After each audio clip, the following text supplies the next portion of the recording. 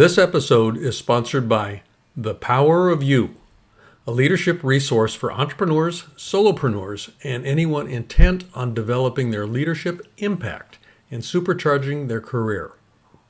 For more information, check the podcast webpage or show notes. Hello, and welcome to another episode of The Soul of Business with Blaine Bartlett. I am your host, Blaine Bartlett. Culture design has always been something that has fascinated me. And I mean design, literally design.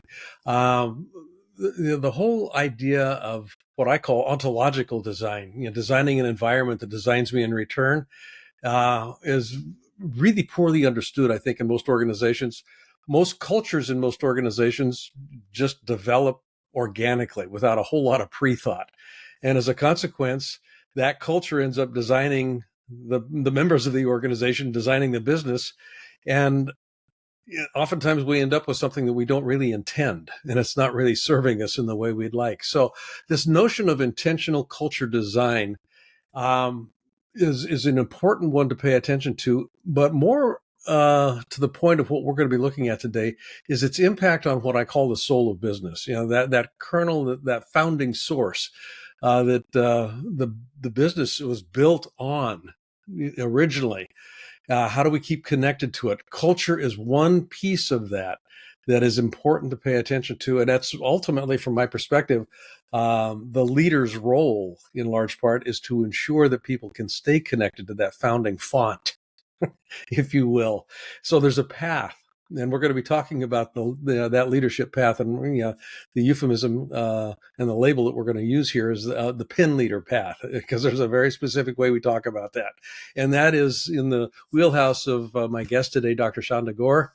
Dr. Gore is the founder and president of May and Associates, which is a full-service leadership development, strategic planning, and culture building consulting firm. They're based out of Ohio, the state of Ohio here in the U.S., for those of you that are listening from offshore.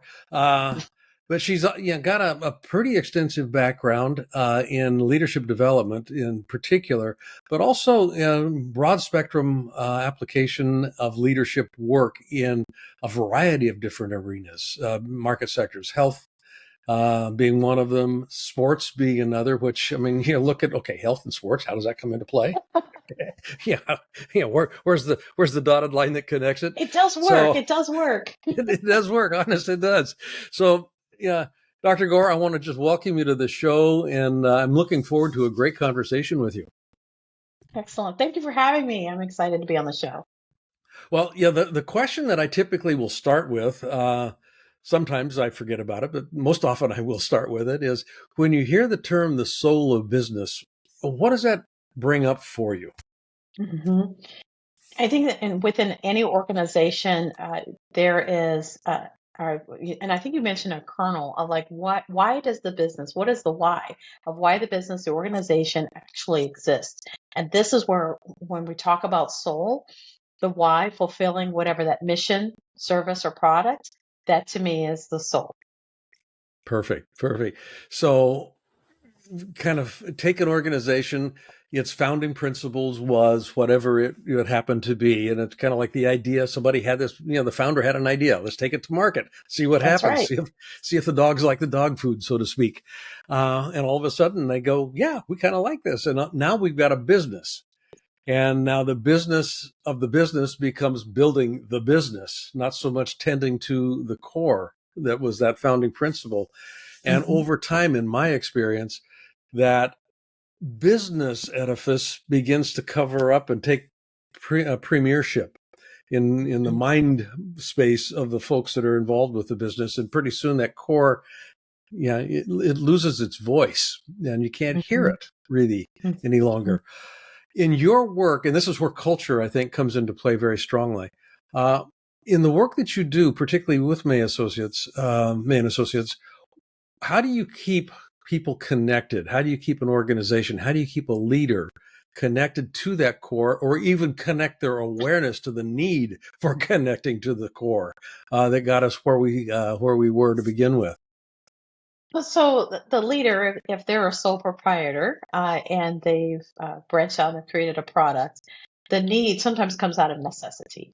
Hmm. But if they're part of a large organization and they've come into the leadership position, there's a clear, typically it's through the process of onboarding and the interview process and then onboarding, is that the understanding of what the mission of what and the purpose of why the organization exists. Individuals typically know why that is or why they're part of it, and there's usually a buy-in that they believe in the mission, the vision, and if there isn't a strategic plan, which you hope there is, but if there isn't, they're part of the process of creating it. One of the key components is keeping on mission, and this is where I think leaders do have a tendency, if there's a crisis, um, there could be a variation in the path, and that's where we talk about pivoting and Hmm. trying to see, like, okay, so what does this mean to the core mission? And I can't stress enough that you really truly, as leaders of being effective, is going back to the mission of why you're formed in the first place.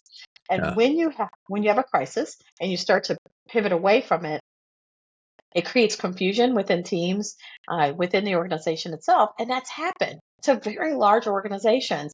That it may be a new product line. You have to be very clear of why you're doing it, what the purpose is, what the actual team or the individuals, employees are a part of. What part do they play in this new direction? If it strays too far away from it, you'll lose your bearing and Hmm. you may miss an opportunity. And that's where some organizations, they're spread so thin that they can't stay focused. And so there goes the resources as well. Spot on, spot on. It's the difficulty with change, whether it's intentional change or change that comes as a consequence of external events that I have no control over. Uh, the resistance and this again, I'm just speaking from my experience here. In 40 years of working with, organizations, I've worked with over 300,000 individuals. Just kind of guiding them through change process and leading in those environments. It's less to do with the change itself because most leaders, most senior executives in an organization can articulate the business case for what this is about. But what happens is the perturbation to the existing relationships in the organization, not just the interpersonal ones, but the relationships people have with work process, the relationships they have with, I mean, you fill in the blank, literally anything and everything in the organization. Those relational dynamics are oftentimes not taken into account. And as a consequence, the questions, who am I and where do I belong, don't get Yes. answered well. And if those two questions are in flux, people run to the wood piles. They And do. they They do, they do. really do. So in the work that you do with your leaders, in the clients with whom you work, is there a way that you actually school them or educate them or bring into an awareness that it's not about the change as much as it is about the relational dynamic that they need to really be paying some attention to? And that So kind of I goes think to the onboarding question and all that other stuff that kind of comes into play here. yeah, this is a key element. You bring up such an important point that's missed. Individuals, even with the recruitment and retention conversations, Mm-hmm. individuals don't typically leave jobs. They leave people Yes. because there's lack of an understanding and relationship with that individual or teams and the part that they play. It's how many times, especially if you do exit interviewing, and I can't stress enough to the leaders who are listening, how exit interviews can really inform to try to help save the next generation or individuals who are currently in the place. It's very expensive to recruit and retain great, excellent workforce. So this is about leaving money on the table if you're not paying attention to this component and making the tie-in on what part do I play. And I think there's something said about, and I use this as the three C's, and I talk about it in the book. There's care, and currently in some markets we are in a crisis of apathy, but you need to have care and understand where the workforce is coming from and understand what part that they may not Mm. quite understand, and that means that's first one, and how do you show that care to them? But then there's communications, effective communications on how they play a part, and then ultimately third C is creating or make sure that the culture is civil. Because Mm. imagine coming in and you're making some major changes and you're getting ready to pivot. Individuals don't know if you care about what they think about the change, and you're not communicating it effectively. That's when the civil unrest creates a problem where this isn't a good place for me. They're not listening to me. Active listening is not part of it. And so this may not be a good fit for me anymore. And that's where some of the excellent employees have a tendency to leave. And I say this in a way so that we need to understand that excellent employees have choices on where to work, Yep. and they're always, other people are always looking at them like, can you want to come over here? So there's a lot of enticements. um so I would say we need to be mindful of those three C's, and that I think you mentioned the intelligence about being aware Yeah. about how we play a part, intrapersonal intelligence, and I talk about that, so you can build on the interpersonal. Now you've mentioned your book, The Pin Leader Path. Um, there's two pieces to this. One is what is the Pin Leader Path, but also what compelled you to write a book? Because I've written five, and it's a heavy lift. It's a heavy lift. I don't wish this on anybody, quite frankly. Well, I started the concept back 20 years ago, believe it or not, back in 2005, and I was in a doctoral program, and I was working on my doctorate in educational leadership. And there was truly, in the research I was doing, there were clear indications across industries, and this is why I said that it does work across industries, Yeah. from sports to healthcare to automotive. But there were some key elements that I saw within those effective leaders, and that was being sharp, educated and experienced in their area, being able to be straightforward with the mission, where we're going, straightforward with the path, and being able to pivot Hmm. when you need to, having a plan B or C. And Or then the D. last part, or D, or having this ability to have strength of character. And there's something said about individuals with strength of character. Individuals do want to follow leaders they can trust and are credible. Yeah. And I know for some leaders, they say, well, fear to help works as well. Well, fear only Mm. takes you so far, Yeah. and it's not sustainable. Yep. And they're not going to get the best work from the team that way. So I stress to individuals, even though I've had individuals say, well, a little intimidation isn't a bad thing, but it only goes so far. And there comes a point with excellent workforce that they're not intimidated. They know what they're doing. They're confident in what they do. So those most effective leaders understand those three elements, and they apply it. And so that concept, that was, oh gosh, again, 20 years ago. But over time, I'm working now past just did my last training, just past my 22,000th individual who's been through trainings with me. Congratulations. Thank you, thank you, thank you. And so it is, from live to Zoom to it. It comes down to really applying it in a workspace and understanding how that impacts the team, and then the team how they receive it. And so in the last 2 years, as I was wrapping, I said I really need to put this in book form. I get a lot of questions. Do you have this? What can I? Do you have a? Can you talk about a case study? And that's what I've built into the book. Case studies. I've got 67 pinpoints that are in there, just snapshots so people can refer to them. And then, of course, AI. And thought it was very important for our leaders to understand. Now, the most effective leaders are building in AI as part of their teams and Yep. recognize AI as a potential leader in the future. Yeah, which is a whole paradigm shift. It Yeah. is. And where that gets to be interesting, and I'm glad you raised the specter of AI as an employee. Today we've got, and this is the first time I think in recorded history, we've got 6 generations in the workforce, Mm. and a single leader trying to, yeah, navigate 6 different cohorts that have different expectations, different technical prowess, different understanding of the use of tech, AI being foremost amongst that at this point in time. Where does a leader go to, or how? what's the word I want to, well, I guess what we need to do is redefine what leadership actually is.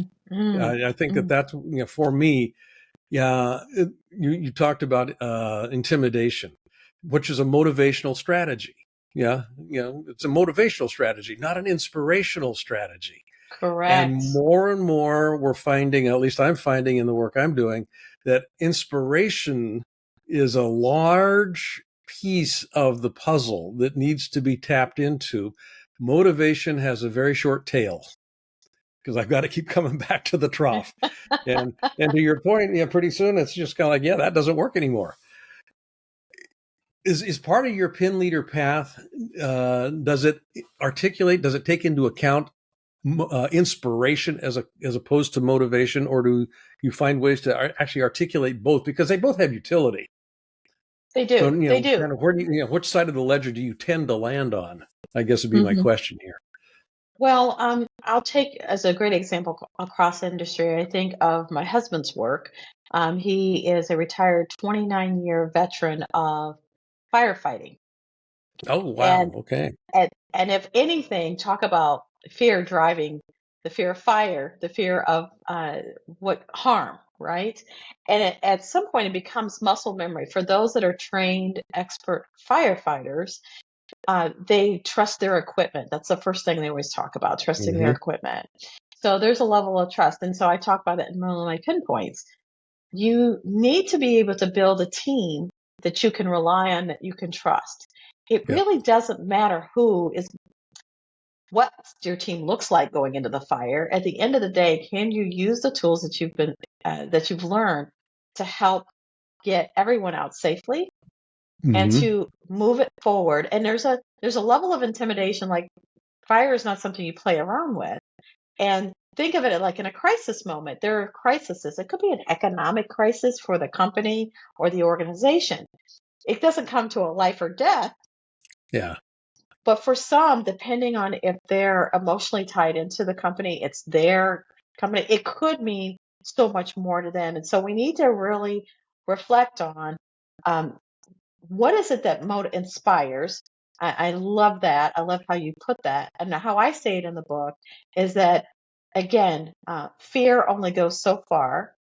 Bad cop, good cop, playing games with that only Hmm. goes so far. Hmm. And that those that are the most effective learn how to motivate by giving clear pathways on what part do I play in the organization, how that individual is needed, and the part that they play and need it, and that what they contribute to the table is important. And that means some active listening. This is a skill set. Yeah. Blaine, this is a skill set that not everybody has. True. That's absolutely true. And it becomes muscle memory once you do it over and over again. I talk about strategic planning. Not everybody does strategic planning, and they're not asked to do that every day. So when it comes time for them to do it, I even say if you're not comfortable, seek help. Mm. Seek a consultant that can work with you. You know Yeah. this. Yeah. And so if you're not used to that, and then you're forced to kind of do it, it's sometimes a scramble. But if you're not listening to your team, if they don't understand how they're motivated to be able to be part of the team, and they don't see themselves part of the mission to move things forward, you've lost them, and they're kind of just going through the motions. And unless you're, coming down and saying, well, it's the stick or the carrot, people only respond to the stick for so long, and then they get fed up. And like I said, excellent workforce have choices. You're not going to keep them. You don't want to be the culture that trains great workforce and they leave. And they leave. Yeah. Spot on. You said something. Yeah, I'm a pilot. And one of the very first things that was absolutely drilled into me was trust your instruments. Do not trust your senses because you will end up flying into a mountain if you're not careful here. Great And example. yeah, and the, so just kind of stretching that metaphor a bit, trust the equipment. The equipment in an organization is the team. It is the culture. I mean, those are some of the artifacts that we could call instruments, the equipment. Yes. But a lot of leaders have not developed those. Number one, develop those tools that they, to the point where they can trust them. And then even if they have been developed, to your point here, they don't trust them. I'm working with a couple of CEOs right now that uh, when things start to go sideways, it's kind of like, how do you know what to do when you don't know what to do? You'd better trust your equipment. And Yes. they don't trust their team to do some things. And I'm going, this is going to get us into trouble here, guys. So what do we need to do instead of putting a Band-Aid on it? What do we need to do to trust the team? This is a cultural question. So It what do we is. need to do to address that? Because that lack of trust is symptomatic of something else in place here. So critically important. I think of the first couple of pages of the book, my most effective leaders know when to take vacations and can go on vacation. And see, that second piece. They go on vacations. They actually go on vacation. They're not micromanaging from wherever they're from. And there's a balancing between the human need to be validated and needed and wanted that you can't do without me. That's ego. Yep. And when you're talking about organization, an organization can only bear an ego for so long because once you remove that leader or that leader is out of the picture, and I talk about the different profiles of leadership types in the book, but there's wanting to please, the public relations, external facing one. Where's the cameras, right? Yeah. But when it comes down to the nitty gritty, they want to be the good cop and they need someone to take the fall to be the bad cop. There's also the leaders that are micromanaging to a point that it's suffocating the team. And the Mm-hmm. team is like, there's a lack of confidence even from the team members because they make a decision, but then the leader undoes the decision. And then it's like, well, what was wrong with it? And then even the leader will talk about, I'm a great leader. I have experience. There's nothing like someone saying, I've done each of your jobs. I know every one of your Oh, jobs. You know what I'm saying? And then they're yeah. coming to the table. And so it's like, okay, that's great, but you're not in this job now. You've hired me. Help me help you do that work, lift that so now you can be strategic. And I think that unfortunately, some leaders fall back on what they feel comfortable in. Mm-hmm. Even though they've raised up the next bar to go to the next level, they're still operating at the level that they were at. Yeah. Tactical execution versus strategic orientation. I'm gonna jump here a little bit here. Um, American medical colleges and the national and uh, the Big Ten network, college football officials. Help me square that circle. Okay. What are you So, talking about with both of these groups? Because they are very disparate groups with different focal intents. What's going on there?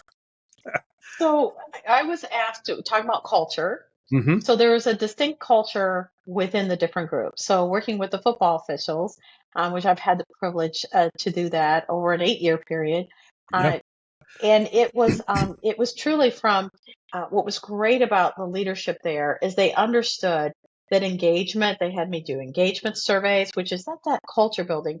Let's really do a self reflection and an internal evaluation of where we are. How do people feel about being football officials? How can we better help with the operation? What do you need? And I really commend the leadership there for doing that. These are hard questions to ask because not everything's rosy. And so addressing that, what was great about it is they took the information that came from the survey and then we were able to build even more dynamic, very intentional programming. Nothing out of the box. It was truly catering to that culture. And I can't stress enough, anything that you're buying that's online out of the box, it needs to be Mm. modified to fit the Thank you. culture you're working in. I can't tell you how many clients I've had that said, well, Dr. G, we I might have come in and did a little training or workshops and then they went and bought this package. It's online. It's a very large workforce, so they're training thousands of people and then they get all these complaints because it may not have been relevant to the culture that they were working Yep. in. And so I really caution that. And so working with them, it's a paramilitary type of culture. Mm-hmm. You have to be able to make the calls. You need to be able to know the information because you've got millions of people watching you, I mean, millions literally. upon millions, right?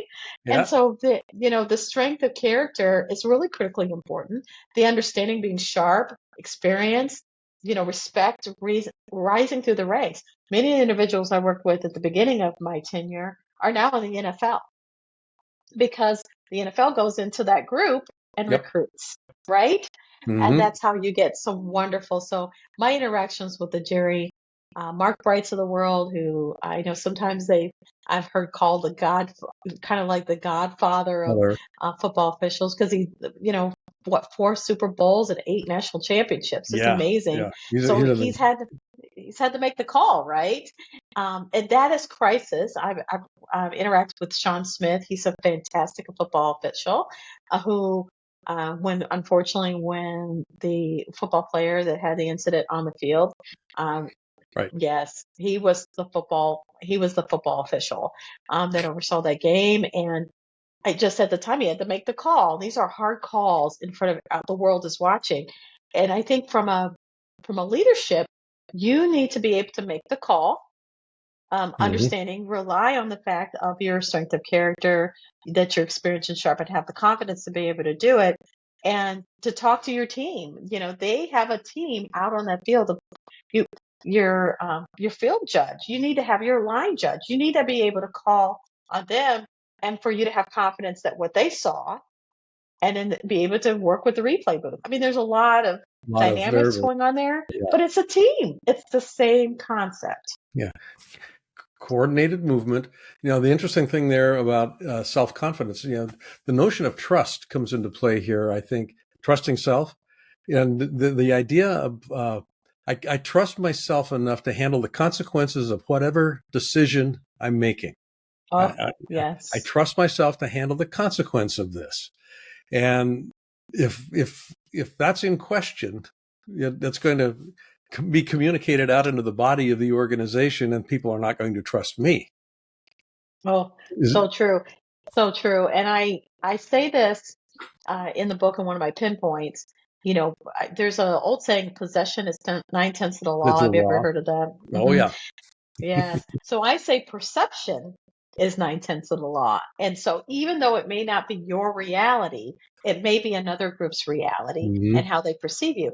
And if you are a leader and you show the emotional intelligence is out the window, and you show, oh, the sky is falling, the sky is falling, those teams, that organization is watching you, and their reaction is based on that leader. They're looking for calmness. I've got this. You may be going crazy inside, but Yeah. you've got to really reflect that, because if not, perception is, maybe this person really can't handle the leadership position. I'll call it sharks blood in the water, Hmm. unfortunately, is, Hmm. and if you've got competitors watching you. So how you react under pressure does make a difference, and does actually help form perhaps the next batch of leaders within your organization. Yeah, If because you're you're modeling. panicked all the time, you're modeling. If you're panicked, they may panic too, and they'll think that's a normal behavior, and it's not. Yeah, it's not. It's certainly not fruitful behavior. No. Dr. G, where can people find out more about what you're doing, the Pin Path Leader Program, as well as the book? They can get a copy of the book. I know that there's some resources that are embedded in the book that you're making available to folks as well. So and we'll put these in the show notes as well. So, Yes, yes. Well, we're quite excited that we hit #1 in Amazon for HR and personnel management when the book rolled out as a new release. We're excited that, so you can find us on Amazon, and you can find us though Barnes and Noble, Books a Million, wherever books are sold online, and that you can go into the bookstores, and you make the request there, so you can find the book there. But you also there's some free resources that are out there under Pin Leader Podcast. We have an episode that drops weekly. We're in 30 different countries, downloads now, in 38 different states. So we're awesome. excited about that, and we love feedback. But you can also, if you follow us, Amazing Associates, online, you can also, and through LinkedIn, through Blue Sky, even Facebook. Every week we're giving motivational leadership pinpoints, And we're also sharing different resources so that you can, put it in your toolkit, help inform, and I hope you'll join the community, but definitely connect with me. I welcome anyone, especially on LinkedIn, to connect with me. Perfect. And the URL for the company is maesassociates.com. Mays Associates Limited, Ltd. Mays Associates, LTD.com. yeah, Mays Yes, Associates yes. Ltd.com. So check them out, folks. There are some fascinating resources there. You will not be disappointed. I can guarantee that, just having poked around a little bit myself. I'm intrigued. So, Shanda, thank you so much, Dr. G and Dr. Shanda Gore. Uh, Wonderful hosting you on the show. I appreciate this opportunity to actually sit and speak with you. Thank you. And thank you for all your work that you're doing too. I think there's something said about trying to, again, the whole leadership area, helping more engagement and guidance. And I would encourage anyone, if they're working with you specifically, if they're working with companies like myself, seek outside help when you need it. It's okay. You're not alone. That's Thank you. true. Thanks. Folks, as always, it's been a pleasure hosting my guest, as you've been privileged to listen to, I think, a fascinating conversation.